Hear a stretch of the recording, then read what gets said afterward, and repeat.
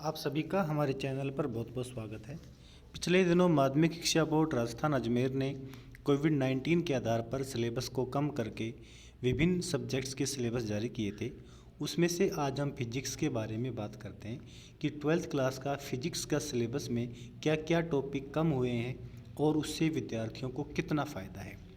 तो देखते हैं, अपन सबसे पहले बात करते हैं कि चैप्टर नंबर 2 है गाउस का नियम एवं इसके अनुप्रयोग। इसके अंतर्गत हम देख रहे हैं कि हटाए गए उपशीर्षक या भाग के बारे में हम यहाँ पर बात कर रहे हैं कि इसमें क्या क्या सिलेबस से हटाया गया है। तो आप देख रहे हो कि पहले चैप्टर से कुछ भी नहीं हटाया गया है, सीधा चैप्टर नंबर 2 को उठाया है। और चैप्टर नंबर 2 में इन्होंने एक समान आवेशित गोलीय कोश के कारण विद्युत क्षेत्र को हटाया है। इसका कोई फ़ायदा नहीं होगा। क्यों? क्योंकि ये खोखले गोले के समान होता है और खोखले गोले गोली कोश में 6 एप्लीकेशंस थी, इन दोनों में से कोई एक ही हम पढ़ाया करते थे। तो खोखला गोला तो अभी भी पढ़ाना है, तो गोलीय कोश की हटाने से कोई बेनिफिट नहीं है।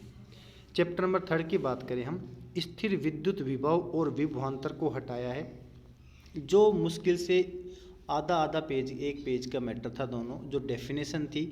और इसके पढ़े बगैर हम आगे कैसे बढ़ेंगे, तो इसको हटाने का भी मुझे कोई खास औचित्य नज़र नहीं आ रहा है। लेकिन आगे दे रखा है कि एक समान आवेशित गोलीय कोश के कारण, यहाँ पर भी उसी गोलीय कोश को पकड़ा है इसने वापस, तो उसका भी यहाँ पर कोई खास बेनिफिट मेरे हिसाब से तो नहीं लगेगा। फोर्थ चैप्टर है विद्युत धारिता। इसमें मैं बात करूं तो समांतर प्लेट संधारित्र की धारिता, जबकि विभिन्न मोटाई के भिन्न भिन्न परावैद्युत पदार्थ भरे हुए हों। एक्चुअली क्या है कि ये जो टॉपिक था समांतर प्लेट संधारित्र की धारिता, ये सिंपल टॉपिक था। वो टॉपिक तो अब सिलेबस में रह गया है, लेकिन उसके आगे जो भिन्न भिन्न मोटाई वाली बात हमने की थी, 2 टॉपिक एक्स्ट्रा थे इसमें, वो अब सिलेबस से हटा दिए हैं, जो काफ़ी फायदेमंद रहेगा विद्यार्थियों के लिए। अगला है चैप्टर नंबर 5 विद्युत धारा। इसमें विद्युत धारा की डेफिनेशन हटाई है। मैं समझ में ये एक बात नहीं आती कि ये आखिर चाहता क्या है, डेफिनेशन क्यों हटा रहा है। जब डेफिनेशन ही हट गई है तो फिर चैप्टर को पढ़ाने का औचित्य ही क्या बच गया है।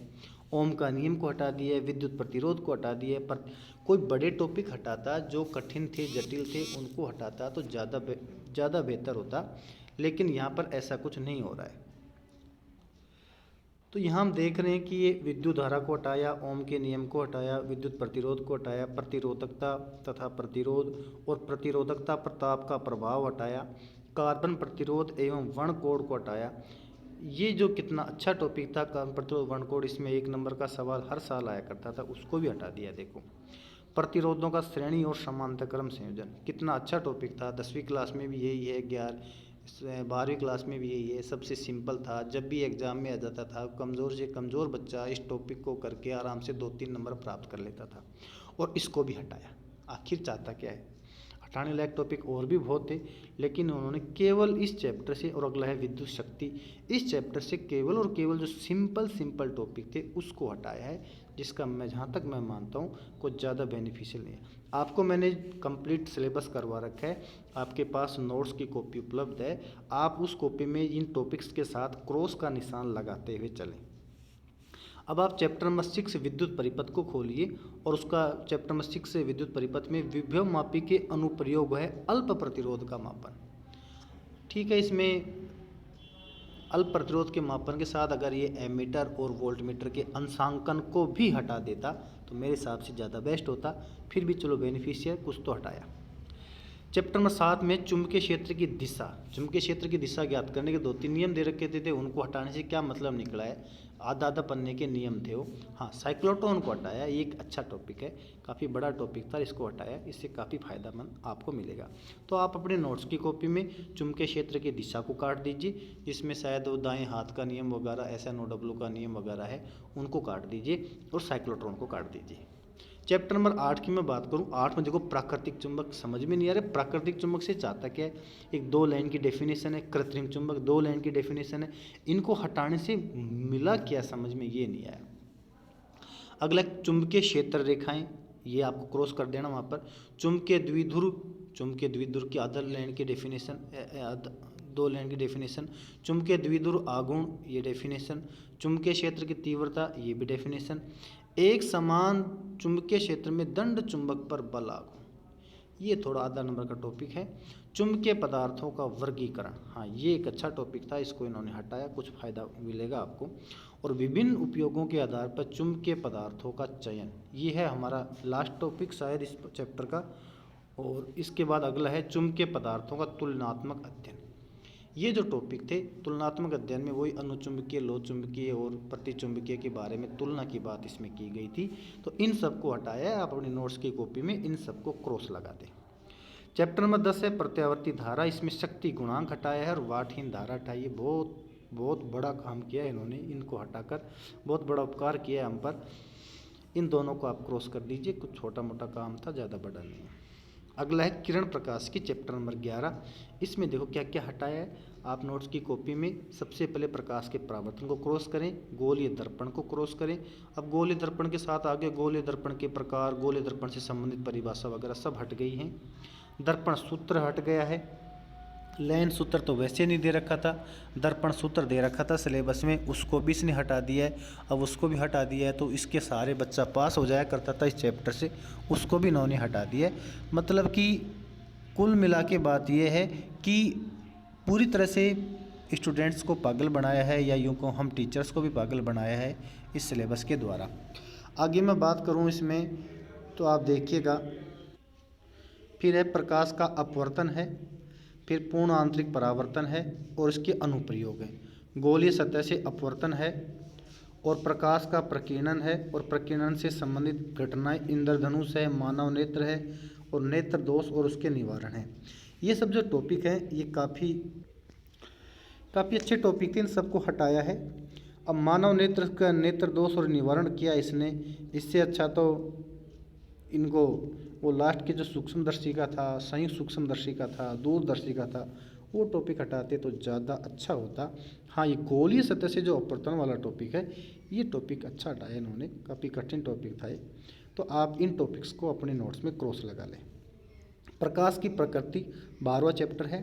अध्रुवित व ध्रुवित प्रकाश, बिल्कुल ठीक है।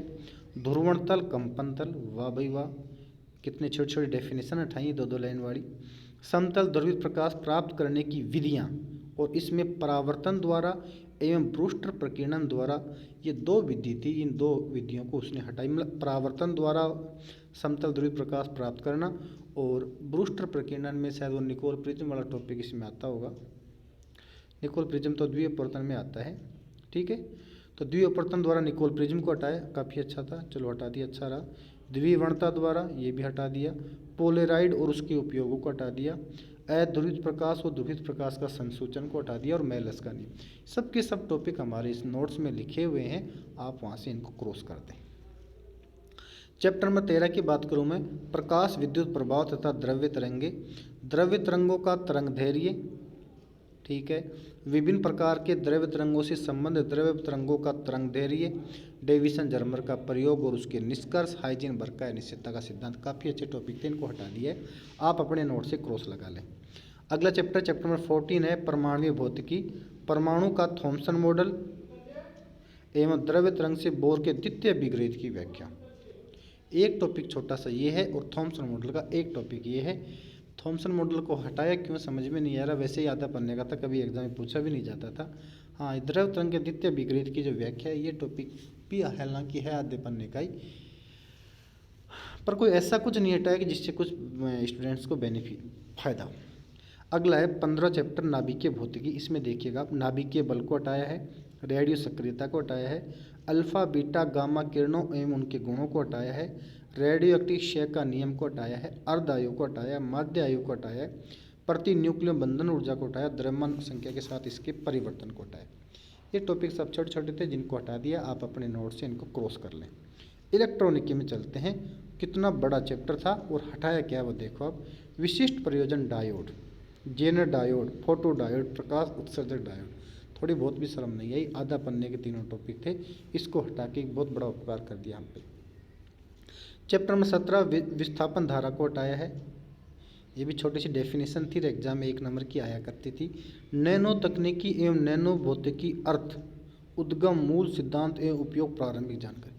मतलब ये एक थ्योरेटिकल पोर्शन था, इस चैप्टर के लास्ट में दिया हुआ था, और जो कभी एग्जाम में पूछा भी नहीं जाता था उसको इसने हटाया है।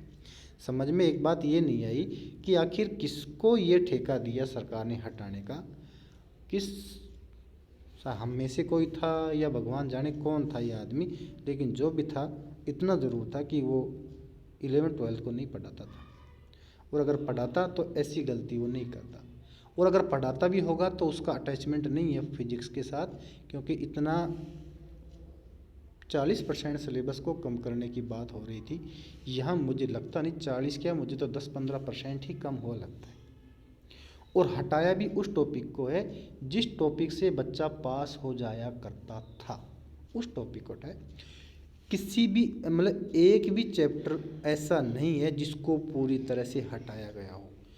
चैप्टर नंबर 1 में तो कुछ हटाया ही नहीं, 2 से शुरुआत की है इसने, और इनमें से भी वो ज़्यादातर चैप्टर्स में से वही टॉपिक हटाए हैं तो या तो बहुत छोटे हैं या फिर एग्ज़ाम में पूछे ही नहीं जाते हैं। इसलिए इससे जो डिडक्शन हुआ है सिलेबस का, उससे मैं तो बिल्कुल भी संतुष्ट नहीं हूँ, खुश नहीं हूँ। आप ये मान के चलें आपको पूरा सिलेबस पढ़ना है, आपको मैंने पूरा सिलेबस करवा रखा है 17वें चैप्टर को छोड़कर, वो आप थ्योरेटिकल है, खुद भी पढ़ सकते हो, कोई बड़ी बात नहीं है। आजकल कई दिनों से मैंने भी वीडियो नहीं डाला है यूट्यूब पर, क्योंकि मेरे पास आजकल टाइम की थोड़ी कमी थी। 11th क्लास की फ़िज़िक्स फर्स्ट और फिज़िक्स सेकंड को मैं लिखने में व्यस्त हो रहा हूँ, जिसमें से फिज़िक्स सेकंड को मैंने लिख दिया है, जो मार्केट में जल्दी आ जाएगी। और अगर आपको में से किसी को उस बुक की आवश्यकता हो तो आप मुझे कमेंट सेक्शन में कमेंट कर सकते हैं, और मैं जब वो बुक लॉन्च हो जाएगी मैं इस पर एक वीडियो बना के आपके लिए अपलोड करूँगा।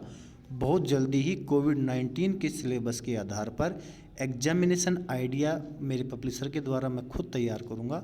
जो नोट्स मैंने आपको लिखवाए हैं, पढ़ाए हैं, उन नोट्सों पर आधारित ही एग्जामिनेशन आइडिया तैयार करेंगे, जिसमें आपको कोविड के जो सिलेबस हट गए हैं उनके टॉपिक उसमें नहीं होंगे, और इम्पोर्टेंट टॉपिक्स देंगे ताकि आपको एग्ज़ाम में अच्छे अंक प्राप्त हो सके। जब वो एग्जामिनेशन आइडिया मार्केट में आएगा आप उसे ख़रीदना, और आपको बहुत ज़्यादा उससे फ़ायदा होगा। अगर आपको 11th क्लास के कोई बच्चे आपके कांटेक्ट में हो और उनको बुक चाहिए, तो क्योंकि अब हमारा पब्लिशर नया है अभी, तो मार्केट में हो सकता है आपके आसपास वो नहीं मिले उसकी किताबें, आप मुझे कमेंट सेक्शन में कमेंट करें, मैं आपको उस किताब को उपलब्ध करवाने का पूरा प्रयास करूँगा। धन्यवाद।